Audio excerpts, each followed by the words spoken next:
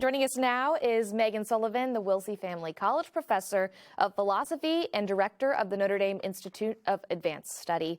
Professor Sullivan, welcome to Notre Dame Day. Thanks, Emily. It's great to be here.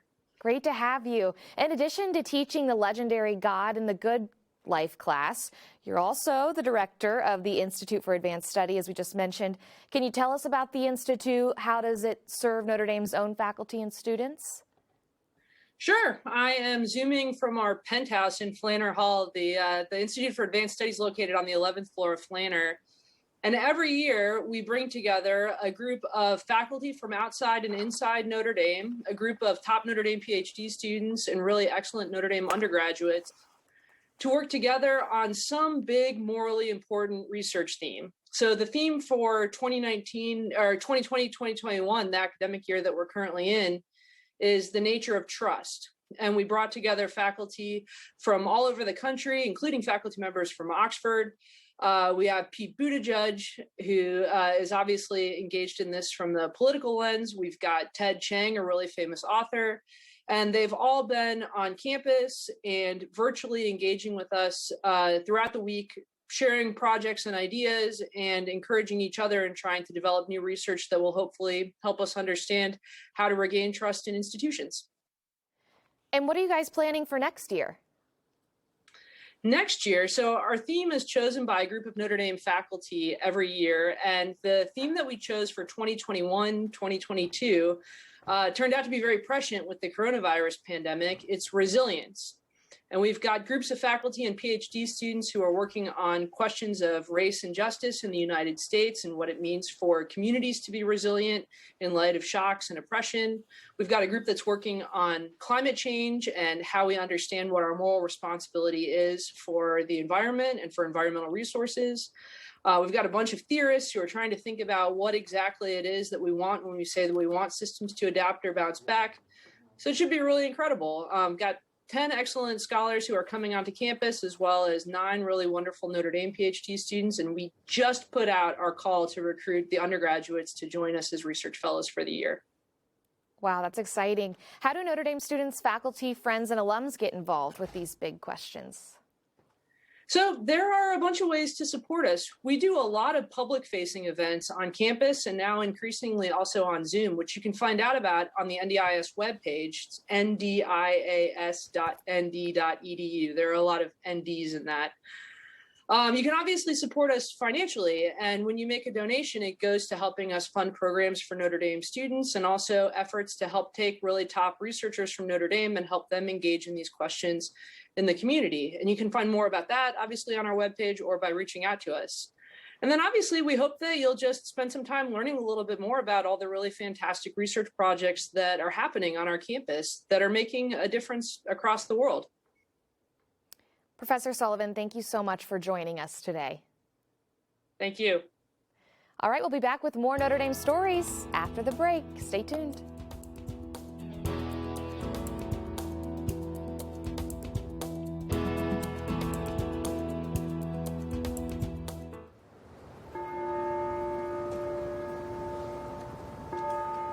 When I was just 3 years old, my sister and I were adopted from an orphanage in Ukraine. There they are. I love my family, and I could never have asked for a better one. But I've never been able to shake that feeling that I've been missing a part of myself. In post-Soviet Ukraine, government corruption ran rampant. Religious and academic institutions faced enormous challenges, and democracy itself was not guaranteed. I left a people on the verge of a revolution and had a completely different life than I would have otherwise. Since 2003, Notre Dame's Nanovic Institute for European Studies has made a commitment to Catholic education in Eastern Europe, including the Ukrainian Catholic University. During my sophomore year, Notre Dame gave me the opportunity to come to the Ukrainian Catholic University and share our educational values. Over the last 15 years, Notre Dame's Catholic University Partnership has helped to connect a half dozen East European Catholic universities. Only 5 years ago, the revolution of dignity was met with deadly violence. I'm reminded every day why we need to stand up against corruption. while working to prepare the next generation of leaders. Right now, we live in a time of uncertainty, especially here in the shadow of the former Soviet Union. We understand that the Iron Curtain could come down again. So we're working hard to build bridges among these universities that will help them speak truth to power. Being here taught me how I can make a difference, allowing me to give back to the country of my birth. The University of Notre Dame asks, what would you fight for? Fighting for freedom of thought. We are the Fighting Irish. Welcome back to Notre Dame Day. I'm Emily Evans. Joining me now is Father Kevin Sandberg, Director of Educational Discernment Initiatives at the Center for University Advising. Father Kevin, welcome to Notre Dame Day. Thanks very much, Emily. It's great to have you here. Can you tell us about what the university's Moreau Class is and how your experimental Moreau Class is different from others? I can. It is properly known as a first-year experience, and oftentimes that packs in a lot of things that orient students to the resources at the university. But the best way of understanding Moreau is that it is an attempt at the university to rebrand and centralize student well-being and inclusion.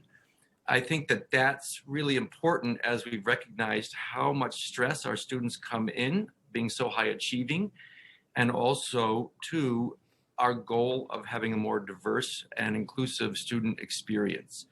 So we're trying to integrate academic, co-curricular, and residential experiences for students. And as they come in increasingly research capable and they can specify what line of inquiry they want to go down, what we really need to be able to do is to equip each student with the possibility of making that integration happen on their own. We recently heard that you hosted Bond on Bond. Can you tell us about that? Yeah, what I had my students do was discern what their life was when they're in their element, where they're in their zone, what's the cross between their aptitude and their passion. And I arrayed them on a table of the periodic table of elements, and had them take their element and match it with another element to make a compound that would be a vaccine for the social effects of the pandemic on campus. And they came up with Bond on Bond. And what they did was, and you can see them above my right shoulder here, they sang a song from the musical Dear Evan Hansen on the steps of Bond Quad. That musical's number was You Will Be Found, and it's an outreach to people who feel lost, isolated, and alone. Then they gave 3 speeches, and they sang the alma mater. And truth be told, the strongest part of it wasn't the alma mater. They only had 5 sessions in the stadium last year and weren't able to do it swaying arm to arm. And so this was a great opportunity for them to come together to bond as a class, as well as to lead the campus in a bonding experience. That's really cool. What did you glean from students and that experience of campus life amid the pandemic through that event? You know, especially first-year students who went through the end of their high school years with the pandemic, they have been able to identify that they want to reach out to others, but they don't know how. And the things that tend to facilitate that aren't ordinarily there this year. One of the rectors has said in a men's dorm, these guys are ordinarily like puppies. They're just on top of each other. And so students, you know, want to be close in physical proximity, and working together is the best way toward a project, or in project-based learning, struck me was the best way for them to be able to get each other out into the open, which is to create an open space so that they can share the depth of what they're interested in when they don't get to do that in ordinary exchanges, whether that's conversation in the dining hall or in the classroom, because they're still 6 feet apart in the classroom. So this was key for them to be able to work together. That actually brought out their empathy for one another, which is I think our students' strong suit. And it was also a way of them demonstrating their desire for healing, both for a local community that they felt had been divided. Some students are really strict on following the rules. Others they knew were going out to bars and COVID was spreading. And they didn't want to start their collegiate career with a divided student body. How do you think this year will continue to impact and shape your class even into the next year? You know, this generation of students comes to college wanting to create and make and have a social impact. There are colleges that advertise themselves with that slogan of make an impact. And so what we have to do is tap sooner into what the impact is a student envisions. And to be honest with you, I shared with the students, this is really what Father Hesburgh had intended for them. I gave them an image from Archimedes, who said, give me a place to stand and a lever and I will move the world. And Father Hesburgh said that your education here is your place to stand. You use this to move the world. So the more we orient from the very beginning of their college career, a student's experience around what it is they want to see different in the world, the more we equip them for that and form them for the leadership for it. So in fact, this class was called Faire le bien, which is to do the good in French. And that's an allusion to Father Soren's letter to Father Moreau that one day Notre Dame would become a powerful means for doing the good or doing good in the world. So it takes reflective leadership and social impact to be able to faire le bien, to do the good. Father Kevin, thanks so much for the work you do with our students, and thank you again for joining us for Notre Dame Day. Thanks, Emily. Have a great day, everyone. Bye-bye.